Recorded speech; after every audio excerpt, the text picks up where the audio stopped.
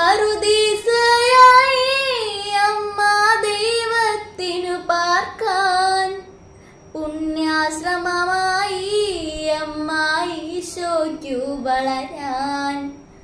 പറുദീസയായി അമ്മ ദൈവത്തിനു പാർക്കാൻ, പുണ്യാശ്രമമായി അമ്മ ഈശോയ്ക്കു വളരാൻ.